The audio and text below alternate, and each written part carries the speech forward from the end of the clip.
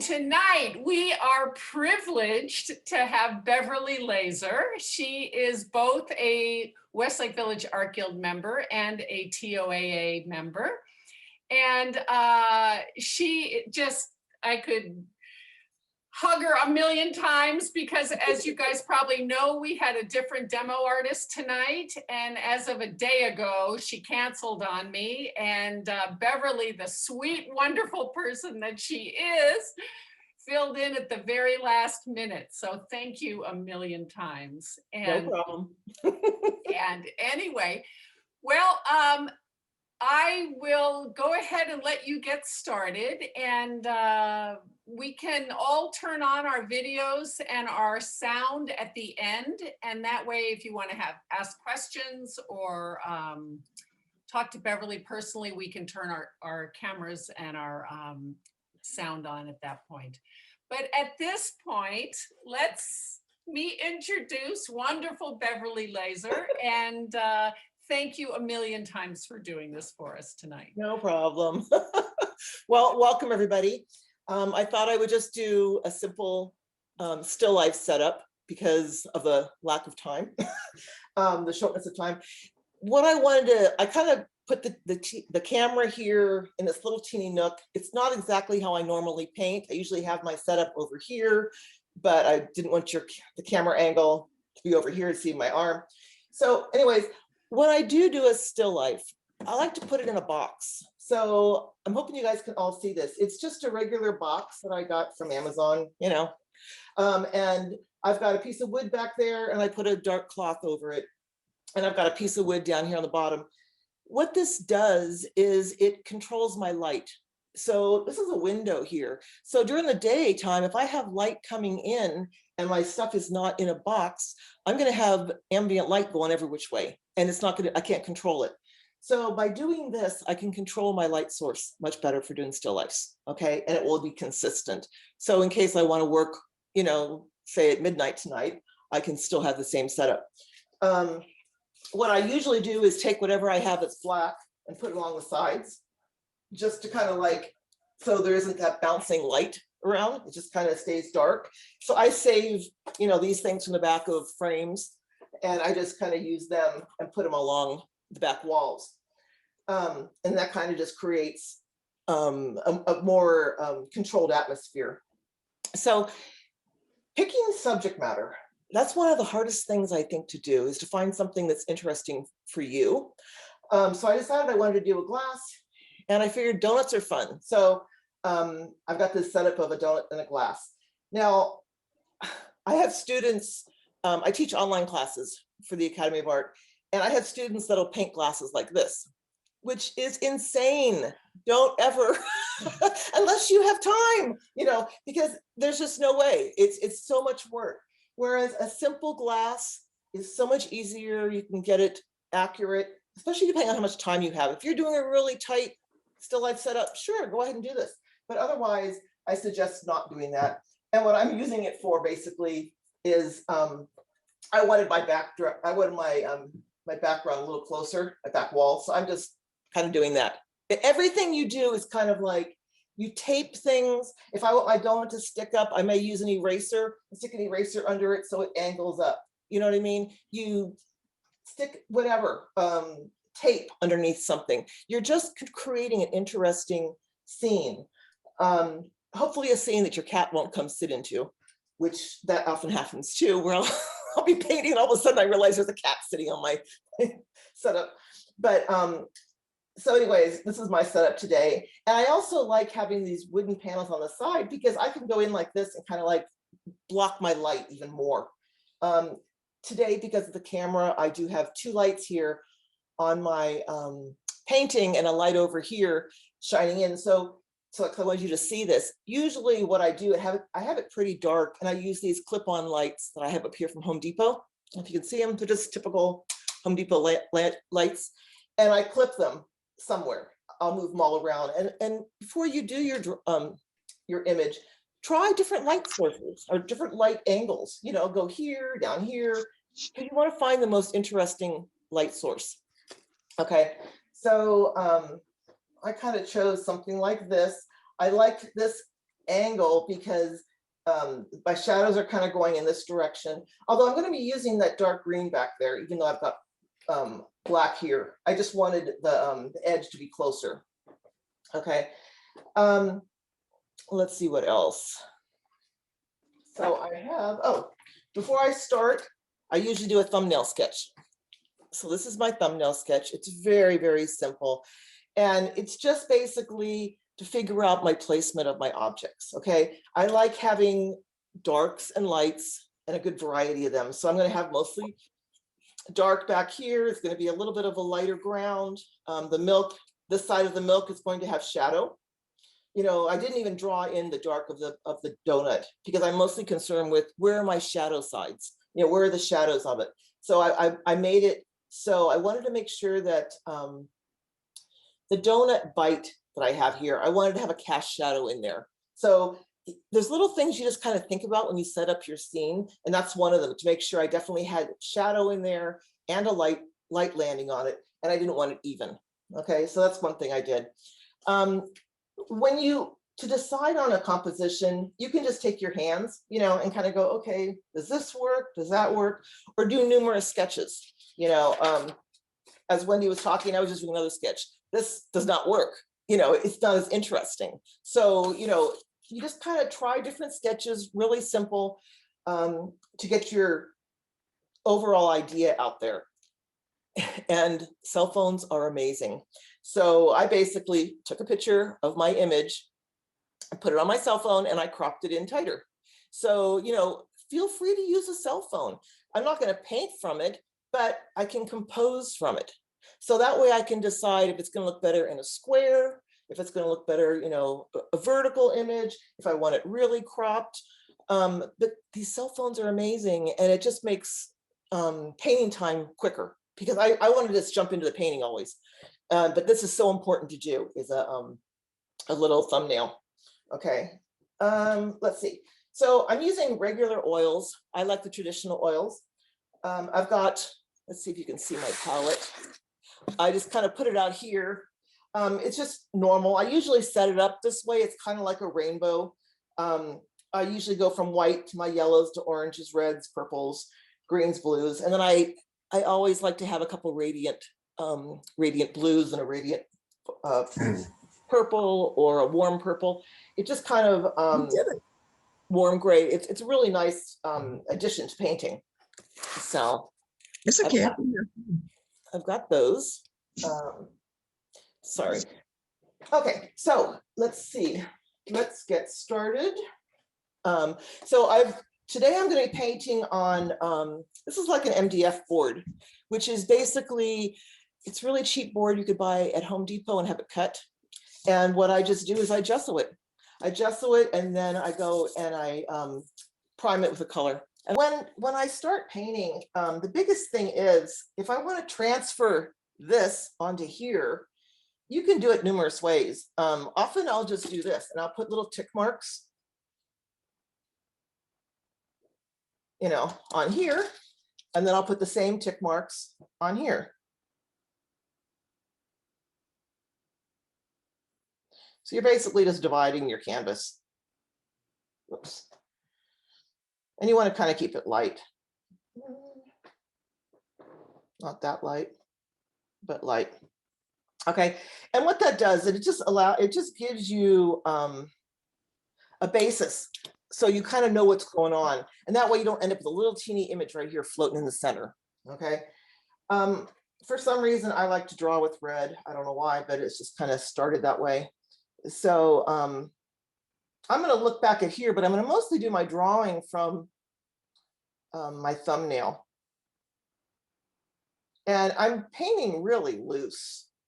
And I'm just doing it three-dimensionally. So I'm thinking about the very simple shape of the glass, and it's not perfect yet. That ellipses are really off.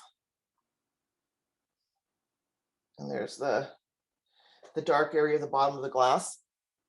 I'm going to actually raise, let me see, little fly. Here's my donut. I want my donut to kind of overlap the glass. So I'm drawing it in a very simple shape. You don't really need to see that. Okay, so you can see it's very simple. It's just, so it basically looked like, you know, a ding dong or something with a bite out of it. And then I'm going to put the circle, a suggestion for the circle in there. So, you know, some people will go and do really tight drawings. I just like to keep my drawings loose because you only have so much time to draw. Okay, and then the napkin, I'm going to look at the napkin over there. Just kind of, hopefully this won't be boring for you guys. No, it's already a beautiful drawing. So maybe I'll actually have the napkin come off the edge a little bit. I'm not sure. Hey, you know what I was going to tell everybody? If anybody would like to ask a question that and not wait till the very end, that it's something that can't wait, feel free to type it in the chat box, and I can keep an eye on that and ask Beverly for you. Yeah, that'd be fine.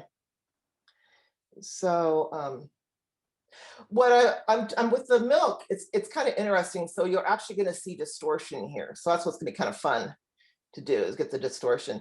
So basically I've got an overall shape of my drawing down. The chocolate actually does come down lower on this thing. And it's kind of fuller, but it's got the basic shape, okay? And then I know my shadow is kind of going off this direction. The glass kind of has these really interesting. Bev, are you using a medium, or this is just straight paint at this point? You know what? It's pretty much paint with just a little bit of Gamsol. That's the only medium I'm using right now, just because I just want to get the drawing down. Okay, so it's pretty simple. I just wanted to keep something really basic and simple.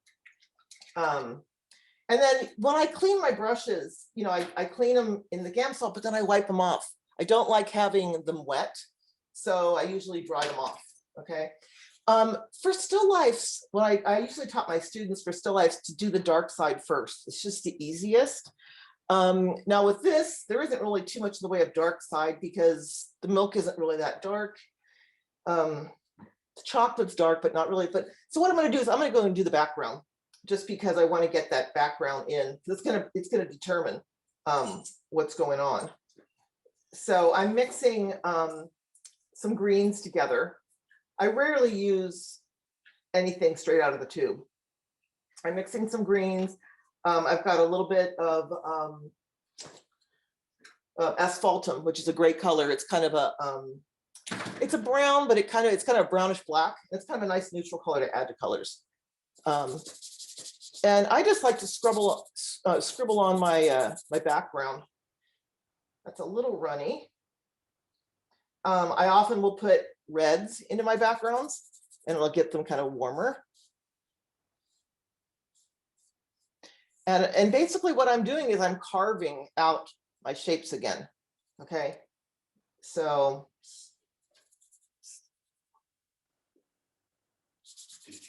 Yeah, I better. Sorry. Okay. So I'm just kind of getting a nice textured green back there, and I'm going to paint on top of it afterwards. So it's like, it doesn't really matter. I'm just kind of getting the value down there.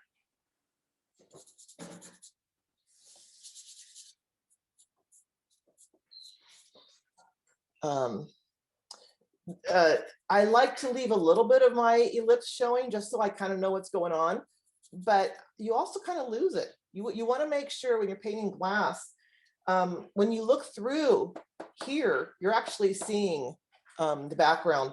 So if the color may change a little bit or the value may change a little bit, but it's pretty much similar. So often I'll just kind of scribble over top of it and try to allow somewhat of my ellipse to show. So I have something, but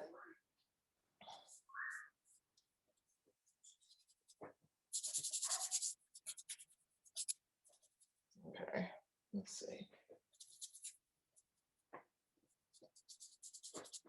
I wish I was on like warp speed so you guys didn't have to watch all the little strokes, but okay. Let's see, I'm just kind of correcting things a little bit. Okay, so what I'm going to do now is I'm going to mix up a dark brown and kind of get this dark brown edge in. And this brown, I think it's a burnt umber I'm using. And I might put a little bit of raw sienna into it, just because I want it kind of on the warm side. I like to kind of like get my paintings to kind of like some of the colors and values to kind of intermix. So I don't care if this color goes up here, okay? Sometimes it's nice to have it up there or over here. It just kind of ties the overall image together.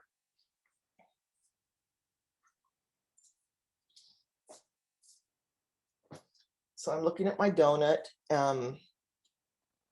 And you don't have to copy the donut exactly. The idea is you're creating the suggestion of a donut, okay? I mean, the suggestion of what's there. So it doesn't have to look exactly like that one, because this donut, if you looked at it, the donut hole part is really off center and it's really tiny. And I kind of want more of a centered shape. Okay. What I'm going to do now is get the brown. So now I'm going to start adding some of the, I use, it's called Gamblin solvent free gel. And I love this stuff. This is the medium that I use. I really like it because it allows your paints to go on creamy. And it just gives a nice consistency. So at this point now, I'll start using some of that. And I guess you can't really see maybe you can kind of see my palette. We can a little bit. Yeah, So okay. you just put a glob of that gel on the in the middle of your palette. Okay. It's right here. Yeah. So, and you know, I'm going to keep changing this. So it's like, that's too dark. It's no biggie. So I'm going to. What size brush is that, Bev? Like a 4, 6? I don't even know. Oh, 7. 7. I love rosemary brushes. So I've got a lot of those. They seem to be my favorite. And you notice I'm not putting it in perfectly, because I kind of like the brush strokes to show. And maybe I want a little bit of red in it. So I just added a little bit of red into that stroke, just for interest. And I try to hold my paintbrush differently as I paint, because it adds more interest to your painting. Rob just was saying that Gamblin recommends that you should use no more than 25% of the gel. Oh, really? Now I'm interested. Maybe we'll have to talk about that at the end. Yeah, I don't know. You know, I've never had a problem with it, but I don't use a whole lot of it, but I do like it for certain areas. It's a really nice way to blend things. Just makes the paint feel better, and it does on better, and yeah. And I've kind of just warmed up areas of this. I think what I'm going to do is make the inside of that hole just a little bit violet, because I want it to kind of sink down in there. And I'll go back and fix it, but you know, it's just gonna. Right now we're just getting the overall shape down. And there's actually going to be some highlights in here, so that's kind of showing up. Donuts are actually tough to paint. I've painted a few of them lately, and I've got a few of them here. Like this is one I just painted this year, and it took me forever to get that glazed color. Oh, it's fabulous. But if you look at it, there's lots of colors in it, and it's just the layering. It's the layering and layering. But it just took a while, and I think a lot of artists stop before the painting's finished, and that's the biggest problem. Is they just don't, continue working on. And here's another one that I did. And it's just, you know, I started to like it when I put greens in this donut and I put then the pink reflections on it, and it just started to like come alive. But it took a long time to get those colors down. So I just wanted to show you that, you know, it might not happen in an hour. I don't know. We have faith in you. We'll see. So, okay, so now I'm going to try to, basically what I'm trying to just do is get the whole entire piece covered. So. What size is your canvas? 11 by 14. Okay. I wanted to go big so you guys could hopefully see. And what's nice with donuts, it's kind of, you can kind of like scrape in and get some transparent areas, and it kind of feels like the pastry of the donut. So it doesn't have to be a flat covered area, you know. You're gonna make us all hungry. I know, I bought a couple extra donuts. I figured my husband would have eaten one by now, but he didn't. He was being very good. So I want this over here to be more in the shadow. So I'm going to make this side darker.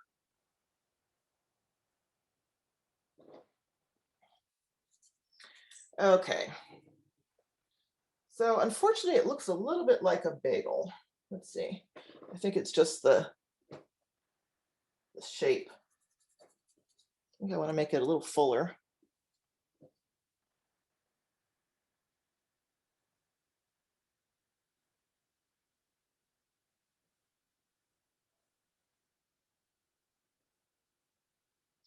Okay.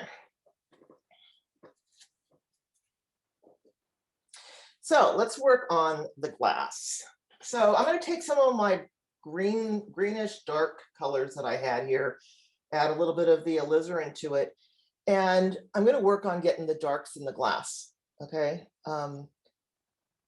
It's a dark value and it's almost a black in there, but I'm not going to use black. So this is just basically the base of it.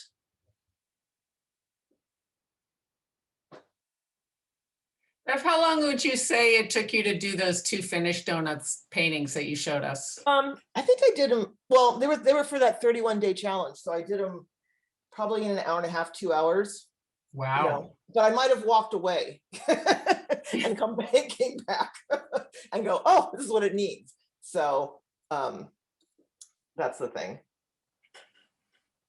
So you can kind of see how there's this really beautiful distortion that you can see in here. You guys probably can't see it, but I'm going to try capturing it. Okay, let's get the ground in a little bit. And I'm going to make it this lighter green. Oops. Usually it's good to start with your light colors and add your darks to it, which I did the opposite. So let's see. I want to make a nice light green.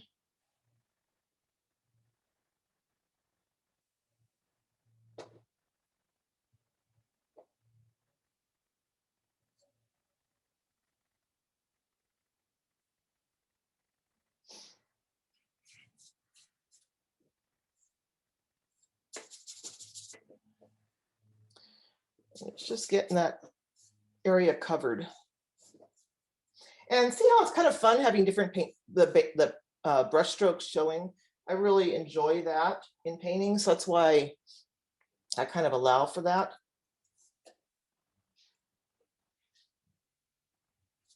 Rob is wondering if we can see a better shot of your setup, your reference again. Well, let's see. Does that help at all? Yeah, that lights it up for us so we can definitely see. Yeah, so it's you know, it's hard. We got to figure out a better way of having cameras, I think. Yeah, it would be heavenly if we could do it with 2 cameras and really get professional, but yeah, I don't know how to do this that. works. We actually can see it, and we see a little bit of your palette and the painting, Okay. and so this is great. Yeah, so hopefully it's working. This is a dark shadow back in here, so I'm just going to lay it in.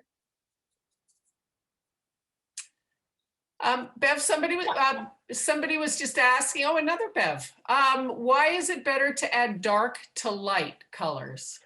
If you want to have your lighter color, like if you want to like start out and have like the milk, I don't want this to be really dark, that shadow. So it's better to start with your light color and add your dark to it. It takes less work. Otherwise, if you have a dark color and you add white, it's going to take you forever to get to the right value. You know, if you want to have maintain the darkness, that's different. You know, but I didn't want to. I wanted a lighter value, so that's why I was like, I had to add a lot of white into it. Does that make sense? Yes, definitely. So hopefully this is interesting.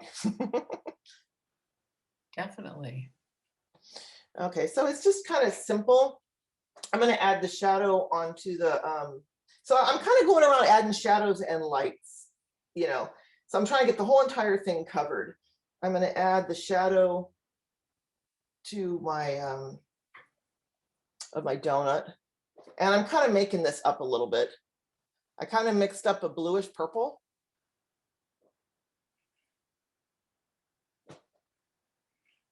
Because I like the idea of the bluish purple against the shade of the donut. And I'm just going to kind of like lay in where my shadows are. And I'm going to paint up to them. So they're not, my shadow shapes are not perfect yet, because I'm going to be using my white, my napkin color to actually paint up to it.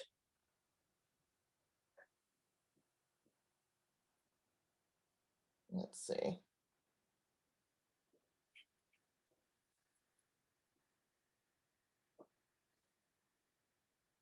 And I like drawing with red because I like it when the red mixes with the colors. And it just depends. Sometimes I use other colors. It's just, for some reason today, I felt like, you know, I've been into this red thing lately where I draw with red. And that way also, if I don't like what I draw, if you don't like something, wipe it out. It's no big deal. Wipe it out or choose a darker color and draw over it. So, you know, just have fun. I think too many people want to create something right away, and it's not, you know, painting, mostly painting's the process.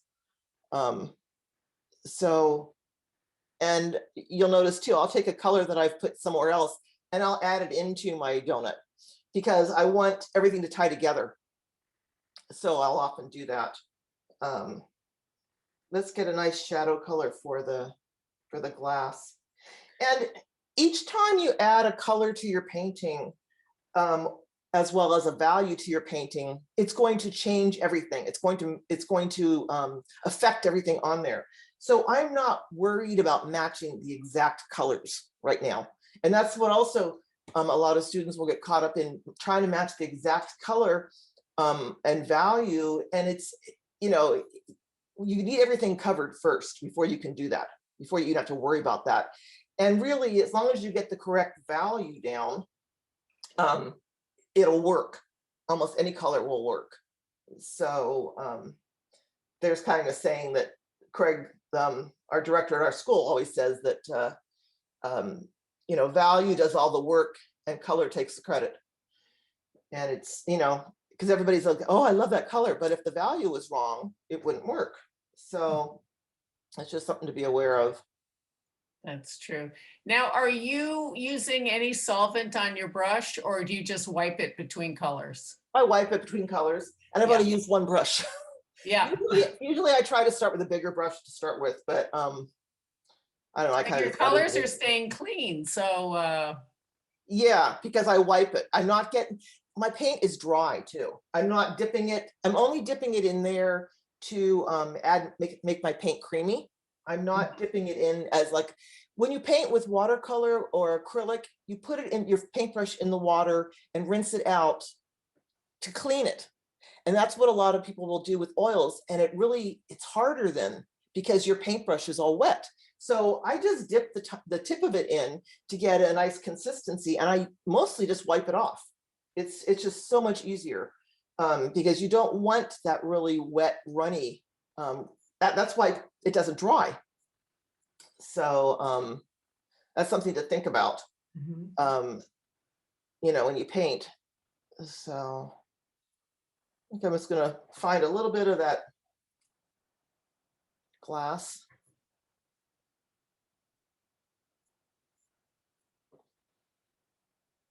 Let's see, let's get this other area just covered.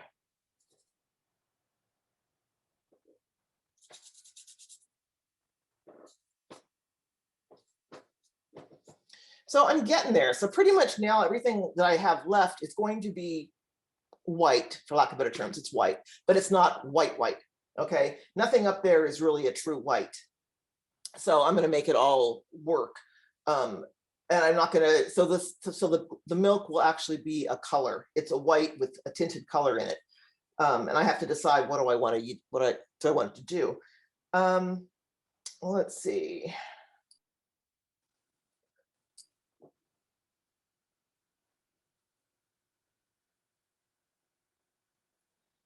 So I'm just, and the thing is, you don't want to go too light too soon because you want to save room for the highlights. There's really nice highlights right here on these shapes, and there's some nice highlights in here. So basically, I'm trying to like get lights in on the milk, but not too light.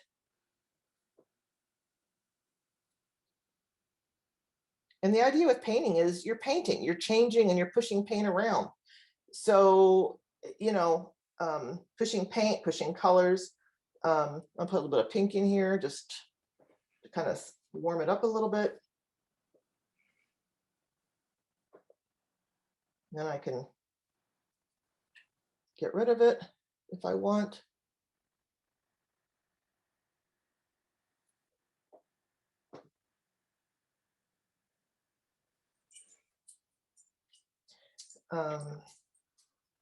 Anybody have any questions? They've been chatting. All the questions I've asked you have come from people, so they're putting them in there. Okay.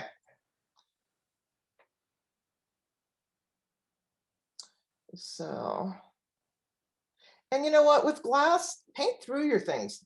Don't worry about it. You know, this little distortion right in here, the way I'm seeing this dark come through here, that's what's going to make it read like glass, as well as this distortion here. Okay, so you want to kind of paint through. Don't worry about keeping that ellipse perfect right now. It's not that important. I do see a nice light right there. There's another light over here. So you're just kind of getting the colors in and the values. Frank just said you're making him hungry. I'm smelling it. Yep. And Barb just asked that you use the other end of your brush. What was the purpose of that? I think you drew something with the handle, or maybe you took some. Oh, did I? I might have had something that was on there. You know what? You've got a brush here. So if you think about it, you can use this side. You know, you can draw with your, you know, find out where your ellipse is if you want. You can draw. This is great tools for, you know, for landscape painting, for scratching in some sticks and stuff in the, you know, whatever. So, or, you know, I use this a lot when I'm painting straight edges. I'll just, you know, hold it up and do a straight edge. So, you know, use everything that you have. With a paintbrush, you know, you think about it, you're, what do I have? You know, you're applying paint. You could apply paint like this. You can apply paint like that. You can apply paint like this. You know what I mean? It's like, there's so many different ways you can apply paint with a paintbrush. So, you know, just kind of try different ways. Don't make all of your strokes the same. You don't want them all to be vertical, all to be the same length. I mean, you might want to, but it doesn't make it very interesting. I find that if it's more all over the place and you're kind of like drawing the shapes and kind of like you're carving or sculpting the shapes, it really helps and it makes it just read better. And what are you painting on? Is that just a canvas board, or? Yeah, this is that MDF. It's like it's like a masonite, I guess, basically. And I like it because it's smooth. So I've got this nice smooth texture back here, and maybe I'll keep some of this looseness back here, or I might go and paint it, you know, like this one. I started out loose, and then I went back and just kind of added more colors and made it thicker, you know. So, but that's the same glass that I painted before. So it's like, this is why I'm saying I wanted to leave these white areas. I'm gonna let them go to the very end, you know, because that's what I want to have pop for these little shapes on this. So it's just getting these colors in here. There's some really beautiful pinks in here. This is actually a little darker. I might actually take mine and go a little darker too. This has beautiful colors. So it's like, find something that speaks to you, and that's what's going to make your painting interesting. So, you know, I look at this and I'm like, oh, I could do this, I could do that. Well, that's what's going to make the painting talk. And that's what's going to make someone else like it, because of what you've done to it and what you've had to say about it. You know, don't just paint a painting and say, you know, I don't know, it really helps if you can connect to the object, I think. Susan Flanagan says you are so good. Hi, Sue. She's good too. Oh. You know, it just takes time, and it's experimenting. It's totally experimenting and finding out what works for you, what colors you like to put together, you know, that whole thing.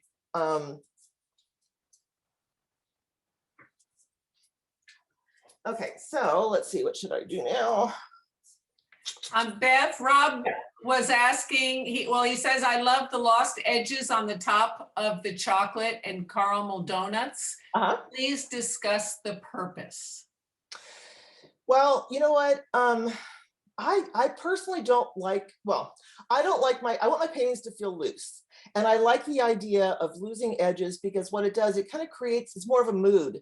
And when you walk past a table or a counter and you see a glass of milk and a donut on it or whatever, you don't really focus, not everything is sharp and in focus. So I like to have areas that are in focus and areas that aren't in focus. It just adds for more interest. If I wanted everything really sharp, I would take a really sharp, crisp photograph, you know? So even photographers will blur out areas. They'll focus in on a certain area and mute other areas or set up their lighting. So it's your creativity of trying to make an interesting scene. So I do try to link my values together, because when I squint, I want to be able to see this giant shape. Okay. And then I want to see some lighter shapes in here. And this is kind of like a middle light value, because it's more interesting than if it's really spotty, unless you're doing a patterned painting where you want to have a set pattern. I'm just trying to tie mine together and unite them. Does that make sense? Yep. I'm hoping that makes sense. Okay, so I love this brush. It's an ivory rigger, and it's a size 6. I seem to use it a lot. And it just kind of, it's a nice brush for, it gives you a nice line. I'm kind of heavy-handed, so it holds up to me. Otherwise, some brushes they just go flat right away. I don't know. So let's see, I'm just going to search for that shape.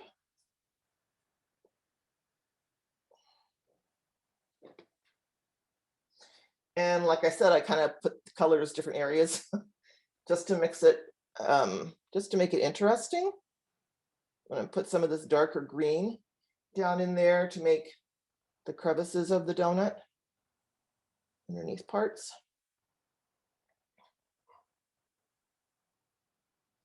Okay.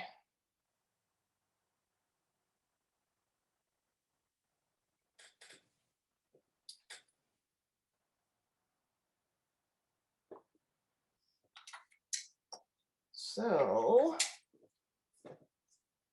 let's see.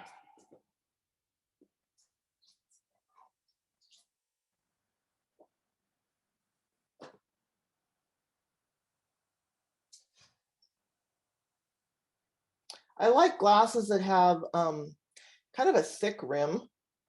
I think it's kind of nice. If it's too thin, it feels like it's breakable. So this is a milk glass, so I'm going to kind of allow it to be kind of on the thicker side. It's not a wine glass. And still I don't have the ellipse correct yet, but it will be. What I'm looking at down in here, there's some fun colors that are kind of reflecting down in here. So I'm just going to add a few little tinges of color that I kind of feel like I want. I want to add some violets in here, maybe even in the donut, just to add some interest, because donuts aren't perfectly one color. Are those kind of boards archival, Bev? I'm pretty sure they are. Yeah, I mean, I also paint on birch, but the birch you have to I find you've got to gesso it more, because the birch will it'll warp. So I'll do like three layers of gesso on one side of birch, and then at least one layer on the back side to get it to kind of calm down, because the birch is like one piece of wood. This is a whole bunch of wood, so it holds the shape really well. So, and you can buy these at the art store too. I haven't had any problems with them. I really enjoy using them because they have a nice slick surface. Or you can buy the more expensive ones that that have slick surfaces too.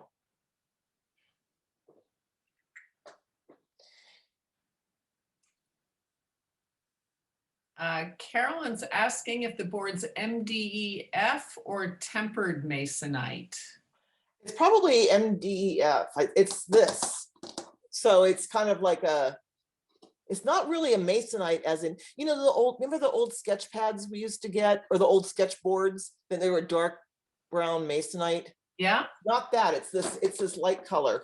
And you can buy boards, the MDF boards at art stores too.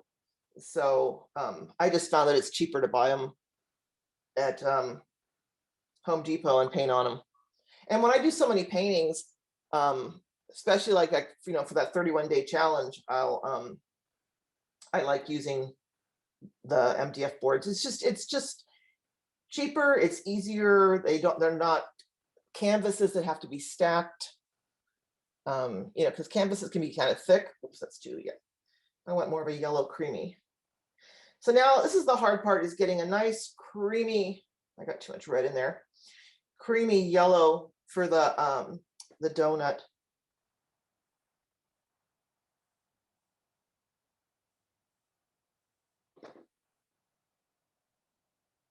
Still too white. And you never know, because what looks good here on your palette is going to change up here.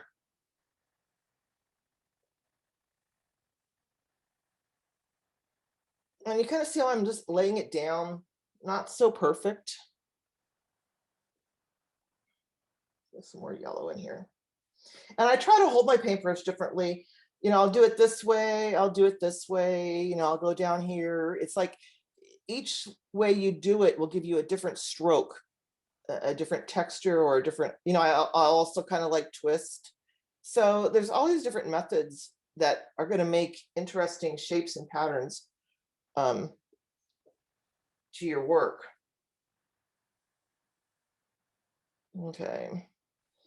Now that inside is the challenging part. That's where I had a hard time with.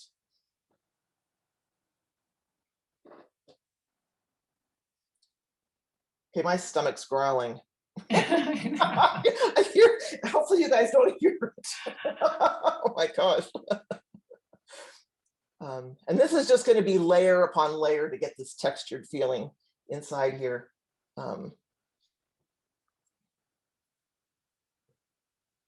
And it's real gingerly just laying your paintbrush down and kind of dragging it and kind of just trying to make those nice chunky bready morsels in there. And that's why sometimes you have to paint it and then walk away, and then you come back and go, oh, okay, now I know what it needs.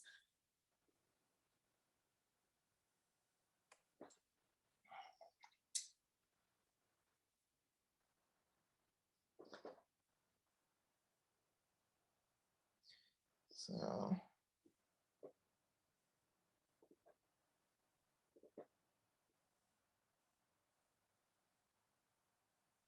And there's some nice deep crevices in there. So I'm just going to add some little bits of suggestion of those in there.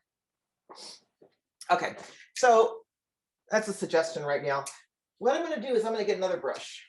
I'm going to get a cleaner brush. And I'm going to start adding my the white of the napkin.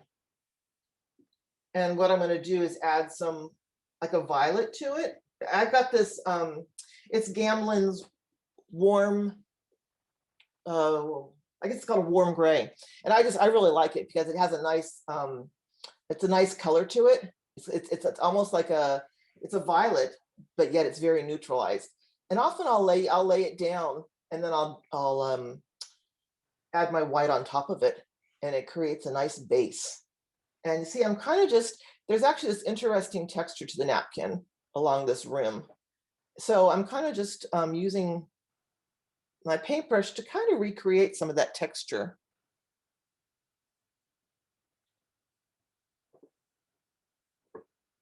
And I'm letting a little bit of the yellow show through.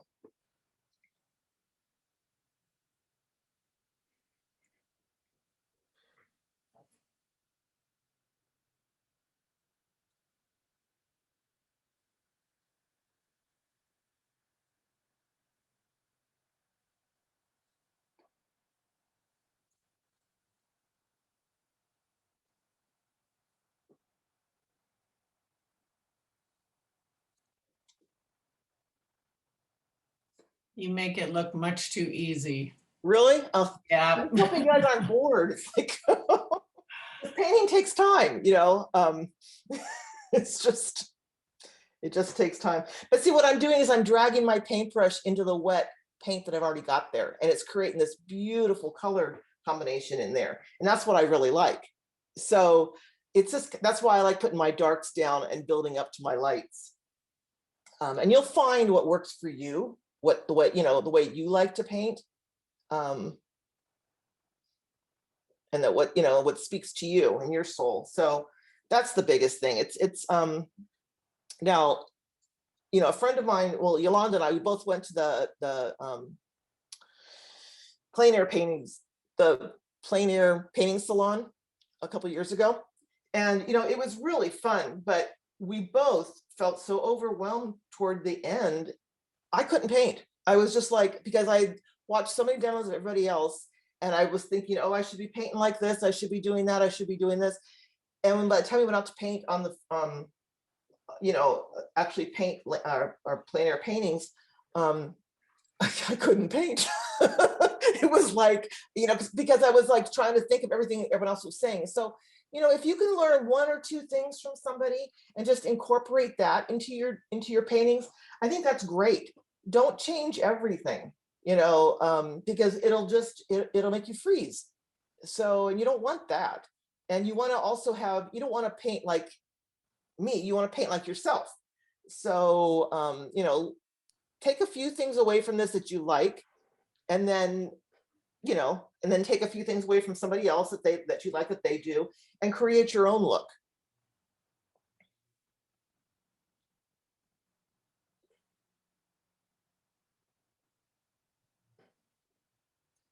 Otherwise, it does get real challenging, because you just kind of feel like you lose your voice, sort of.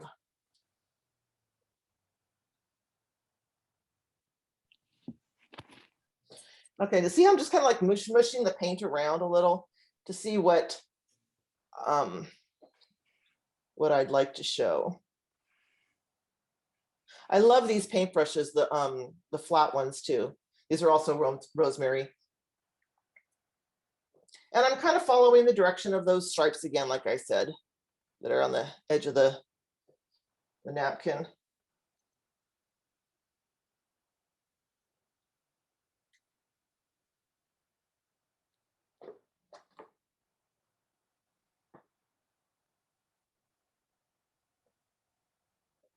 Oops. See, what I might actually do is take thicker paint then and go since I don't want this to drag out too long, try to create the thickness a little bit.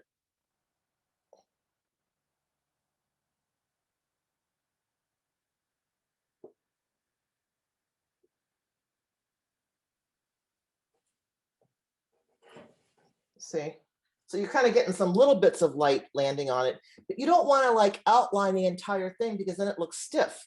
So you just kind of like outline certain areas and your eye will connect the other areas.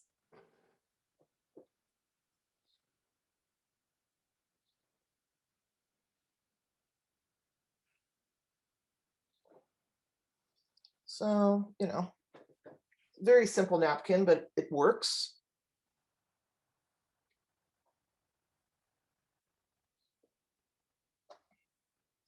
Let's see.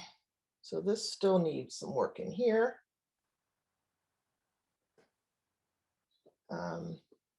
Now I really didn't do a lot to this donut, but it seems like it's looking pretty good.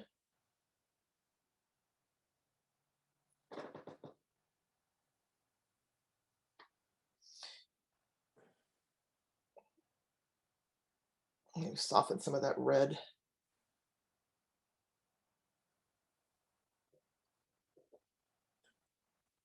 And I might just take some of this and go, you know, glass is so much fun because it's got so many reflections in it. And that's what's kind of neat about it. You get to just add all this fun stuff.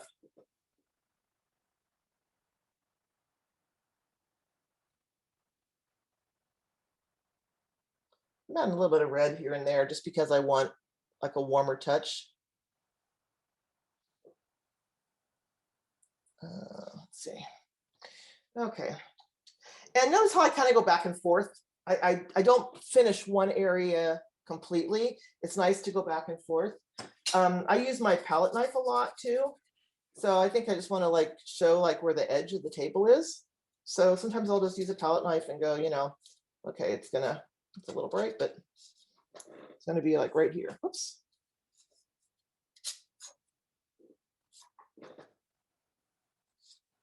You know, it's kind of just gives you an edge.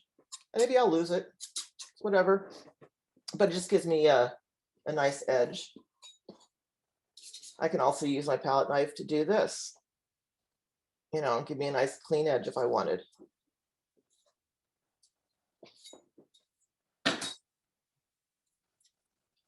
Okay.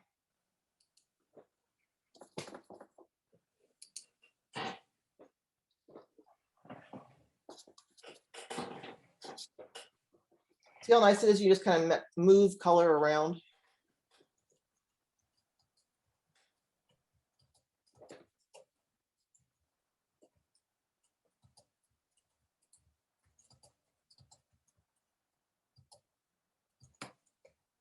That's that nice little distortion right in there.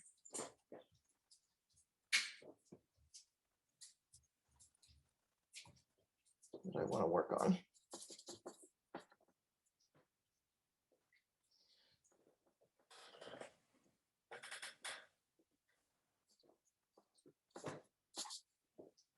Let's see. That was just looking too busy to me, so I just want to get it kind of dark.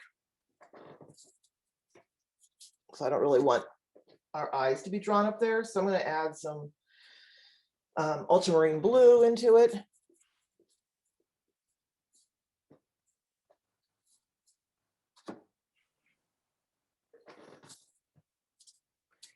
Now, if you add another color up in the top, a green or a blue or anything else, do you have to also bring that down into the rest of the painting? And if you'll change something drastic? Yeah, I think it's a good idea too, you know, to move it around. Yeah, because, you know, I might just touch it down in here or, you know, like that. Maybe define that edge a little bit more. You know, there's all these things you can do. Maybe put some in there. It just kind of, it ties the image together better. I don't know if I like the red back in there, but right now it's there. It might be really kind of interesting. Okay, I'm gonna get this nice chocolate color.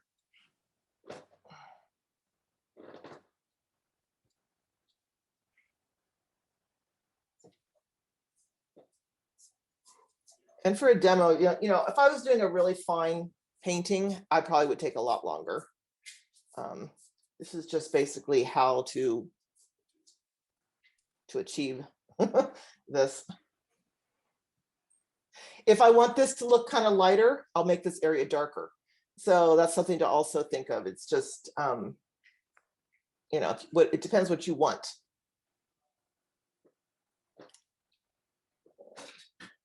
I might I'm noticing there's actually a thickness to the chocolate in here. So I might want to, where I bit into it. There's actually someone mentioned your hand is so steady. Oh, I'm resting it on my knee. Oh. Yeah, I should have a maul stick, and I just don't. That's one thing I keep wanting to get, and I keep forgetting.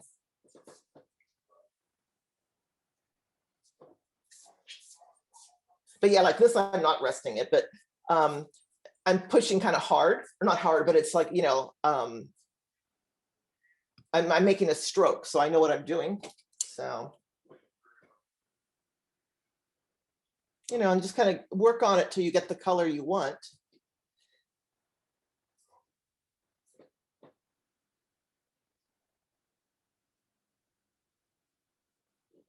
And you kind of want it to feel like it's a little rounded.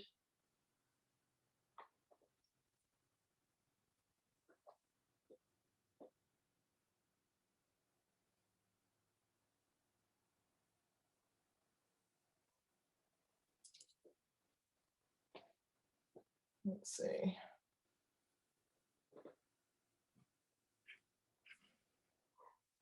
This kind of, the donut actually over here is getting a reflection from the milk. So I'm just going to kind of make that a little bit different color. Now. And just keep working all over the place to make it read.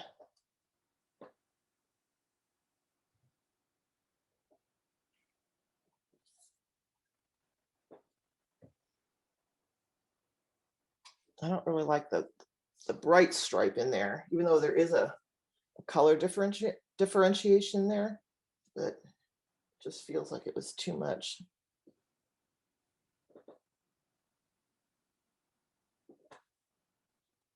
Sometimes I'll mix up a little bit of a pinkish hue too to put in there. Susan Flanagan just said that stroke that you did in the hole in the donut was masterful. I love you. That's the thing, is it's like you got to paint with confidence. And I went to a workshop with Michelle Dunaway, who's a fantastic figurative painter. And I was watching her, and she was trying to do something, the hair on the model, wispy, and she did it like 5 or 6 times. She'd paint it, and then she'd paint it out, and then she'd do it again, and then paint it out. So it's like, to get that masterful stroke that looks effortless really takes a lot of effort. And I realized then it's like, if you don't like it, you paint over it, and then you do another stroke. So, you think, oh, the person just does this one stroke and it's fine, but it takes, everybody takes time. So.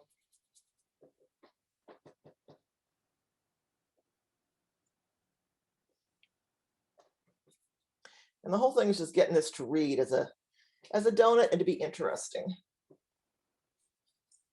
So I'm mixing some more warms into my chocolate, because I kind of like the idea of the warms against the reds and the greens. So that's what I'm kind of going at with this. So I'm putting some greens into the chocolate color and some reds.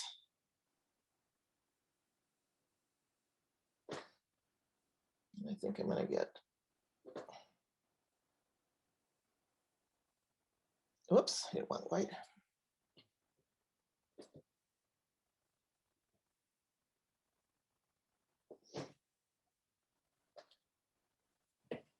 But I kind of like finding little bits of pink and stuff in that. It just kind of, that's what speaks to me in a painting. It's kind of silly, but that's why I like the Impressionist paintings. When you kind of find a surprise color here and there, I think it's kind of neat.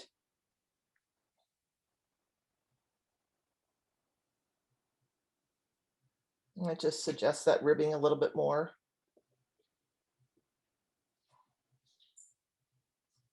This is that beautiful radiant blue, which I can't paint without radiant blue. I love it. I think it's a great color.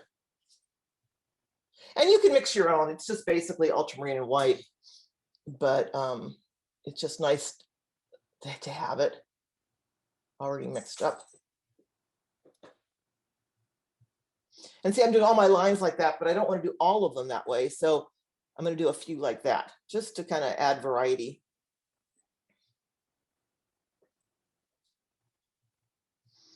Okay, so it's getting there.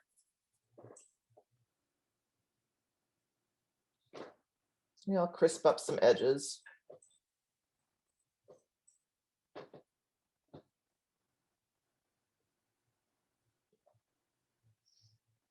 But you can see how I just kind of keep going back and forth and just keep painting. And that's the thing I'll find with a lot of students. They'll paint an area, then they think they're done. And you're not. It's like each color you put down, I put those darks down. Well, now everything else doesn't feel like it's standing out enough. So you have to kind of keep adjusting things. Okay, let me work on that water or the milk. Are we running out of time? No, you're in good shape. You have probably maybe like 15 more minutes or so, and then we can have some questions. Okay, so I'll do something to the glass then. I would probably go back in and still work on this a little bit, but let's see. So the glass is made up, you know, glasses are often kind of greenish. You'll see greens in them, and you'll see blues, and you'll see violets. So I like to mix up some nice colors to put into my glasses.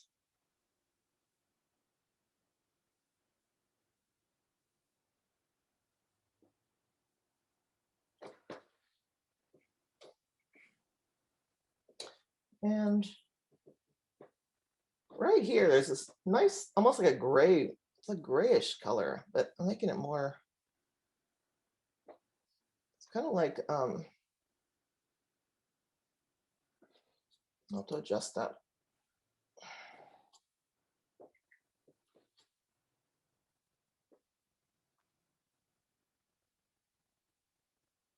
So what's nice about this brush, you can drag it. I just love that.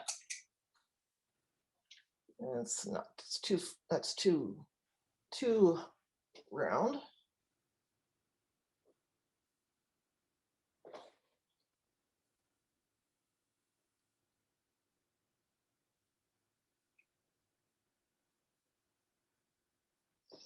So you can see I'm just kind of playing with it, trying to get the right color and the right value.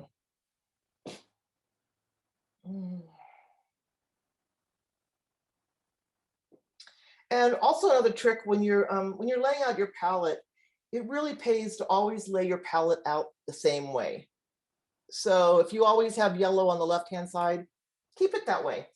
Unless you're in a class or something and instructor's forcing you to change it. But you unconsciously will reach for certain colors that way. Your body just kind of knows where everything is.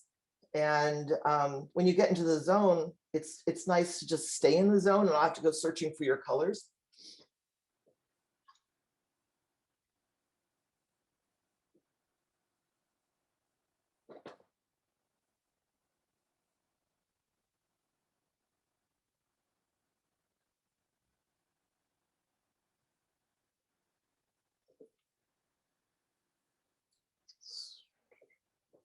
Still kind of a little lopsided, but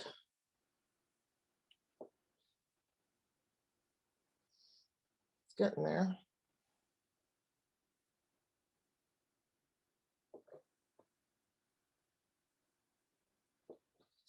Okay, so what I want to do is get this rim in.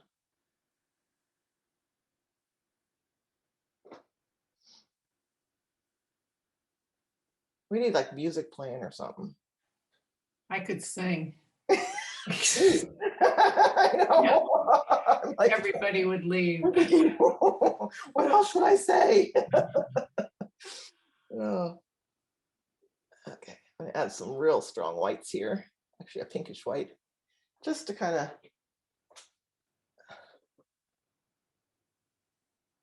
have some fun.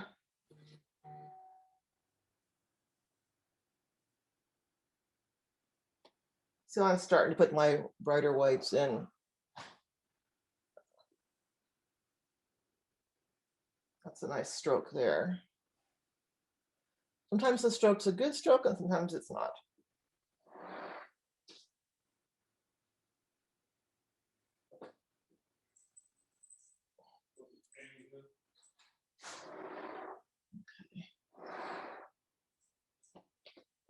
And there's just fun reflections you can kind of look at and add.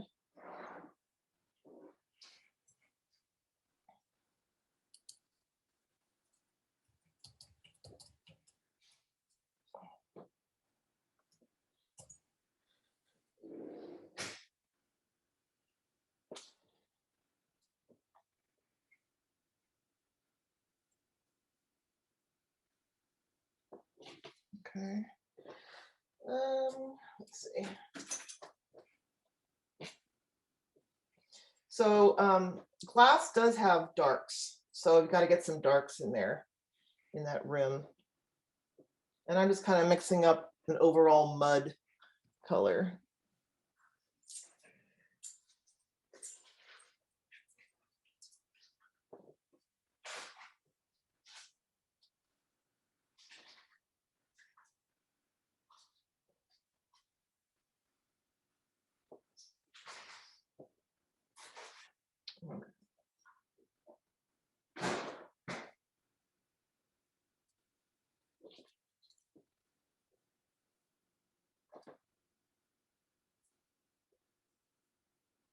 Let's see.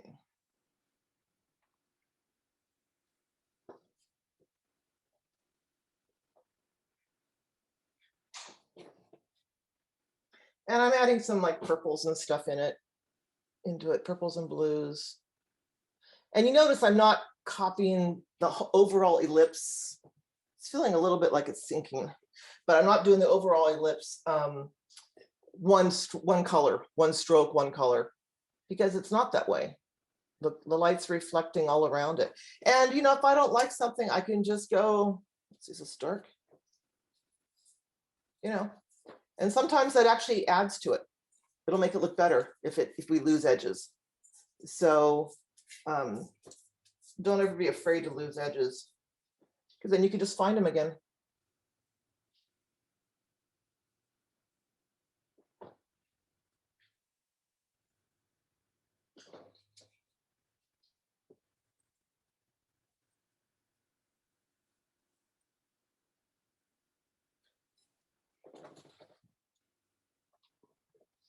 So see, I'm kind of like building it up and making it thicker. Over there, I've got some nice lights. And here I've got some stripes that are kind of doing something.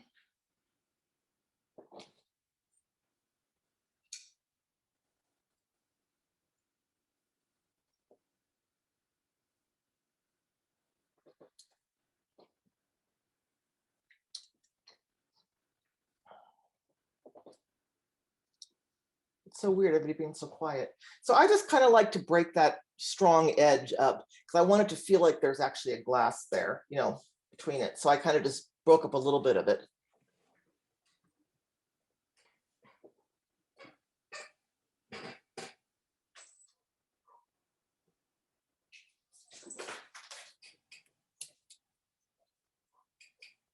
This is a good one. Helene just asked why, when you use your pinky finger as a guide, it isn't full of paint.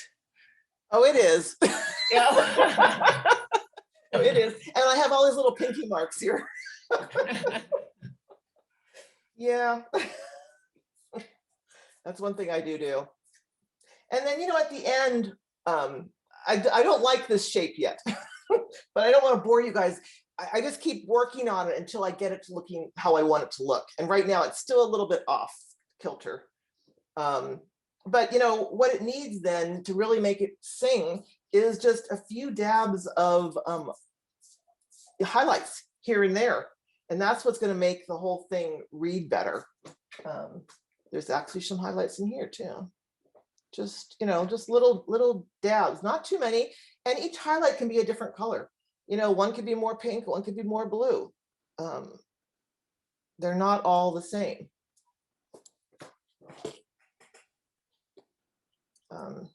Down in here was a lot of neat colors too that I wanted to kind of add just for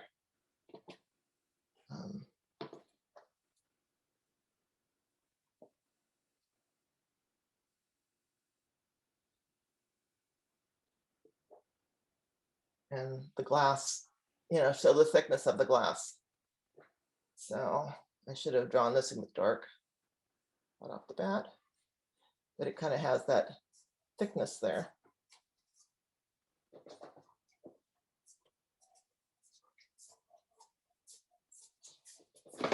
Oops. So it still needs more work, but it's getting there. I don't know how much longer you want me to just keep working on it, or if you want to. Well, what we could do is while you're painting, if everybody would like to unmute themselves and ask questions. I think, Beverly, you have to talk, otherwise. Oh, I'm sorry. Okay. Oh, there you go. That brings it back. Okay. It's quite beautiful. Oh, thank you. I'm hoping it's reading on the camera. You never know, because the camera always picks up different, you know. Well, we'll have to have you hold it straight towards the camera when you're finished, and then we can, because we see it a little bit at an angle. Yeah. Oh, good. So then I can tell you that the ellipses are perfect, and you guys. Yeah, the ellipse looks great. They're not yet. But see, that's why when the paint is a nice consistency like this, and it's paint and it's not watery, you can go back in and keep making changes. You know, you can go back in and keep adding colors to it and reflections, and that's what's going to make your painting interesting, is just these little hints of other colors, you know, and you just kind of soften them and that kind of thing. So yeah. I love the amount of paint you use. I like having some paint. That's why I suggest, like, also, if you saw my palette, it had a lot of paint on it. And I love these big palettes because it does force you to mix a lot. I don't know how people can paint on small little palettes, you know, plein air paintings. I just can't.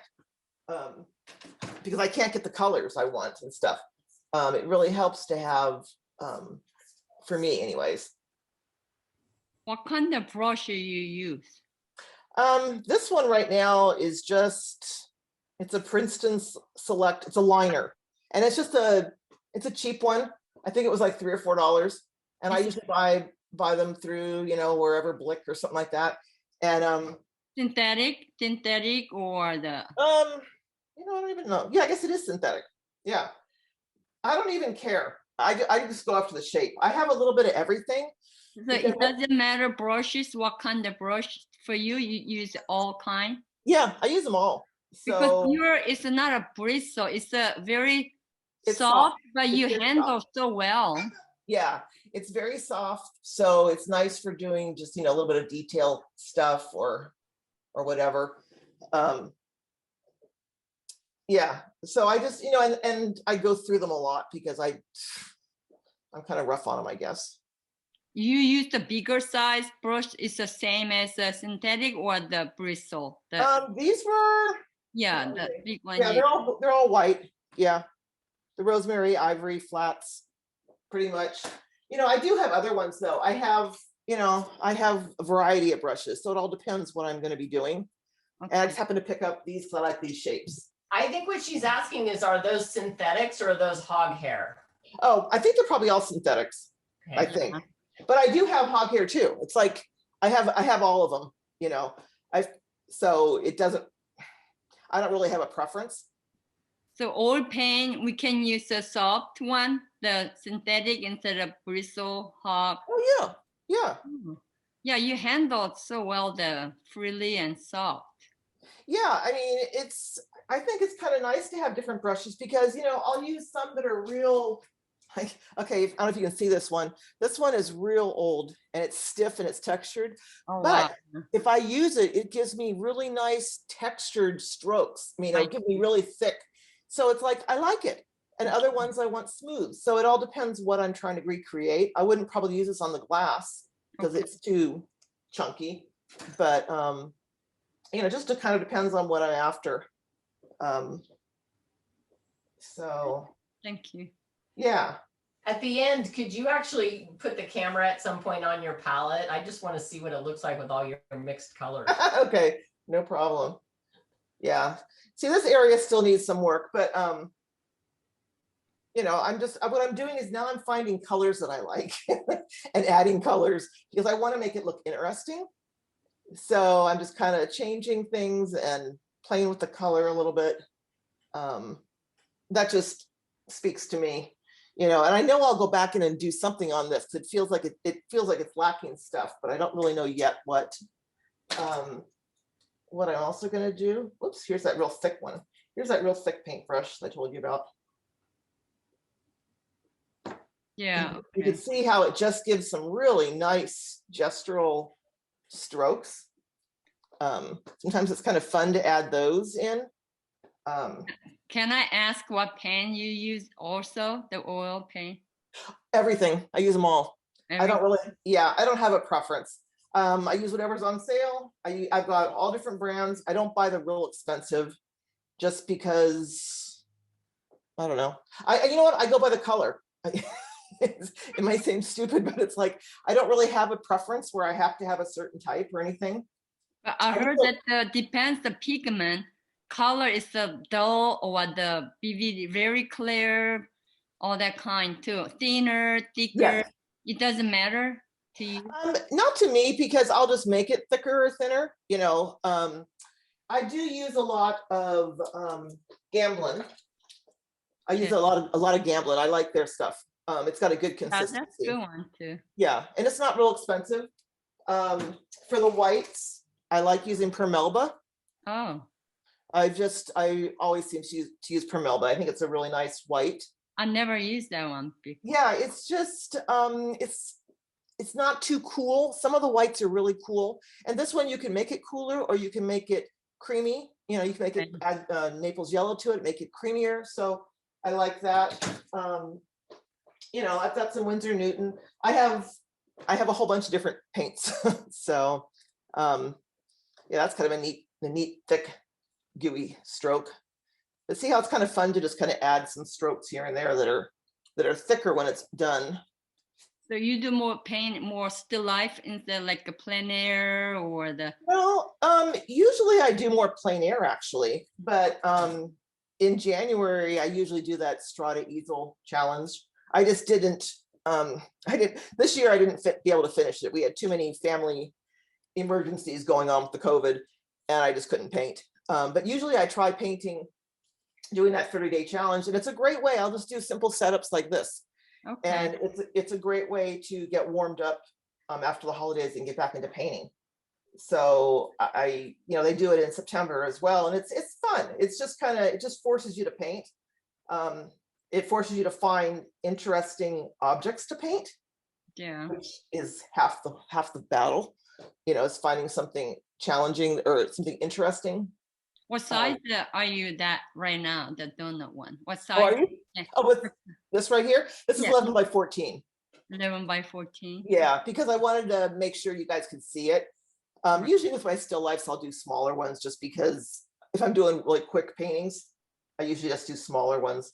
That looks really great. So it looks like a really glass of milk and donut. Good. Well, I mean, it has some issues, but it's getting there. So, but see, I've got my finger marks back in here. You know?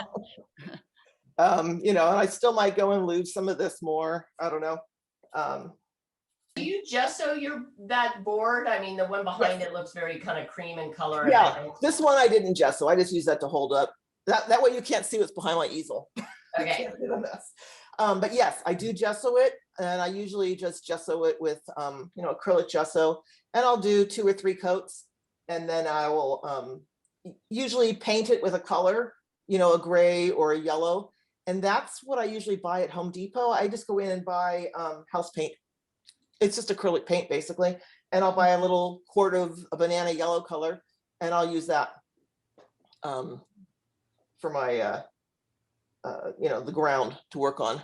You just, I find it's nice to have something to work on that's not white, because white, it's scary, and it's harder to, I don't know, it's nice to have a color just to start with.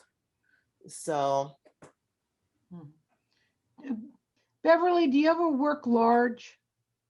you know, no, I did take a workshop during this COVID where we had to paint plein air large, and that was actually really fun. It was hard, but it was also fun. What? How large? I think well, we did, I think the one up here is like 36 by 36, and we would go back to the same location 3 mornings in a row. Okay. And then I did another one that was like, yeah, they barely fit in my car. You know, it was long and narrow, but it was maybe, I don't know, 2 feet by maybe 4 feet, something like that. And it was fun, but it is harder for plein air to do that. Yeah. So, Yeah, I can't find brushes big enough. It just, you know, yeah, you have to use, do I have any with me? I don't have any right here. Like house painting brushes almost, or those really cheap brushes you can buy Yeah. at Home Depot, and use those to scumble in and get all your stuff in, because Yeah. otherwise it's just too hard to get your grounds covered. yeah. So yeah, this donut still needs a little bit of work, but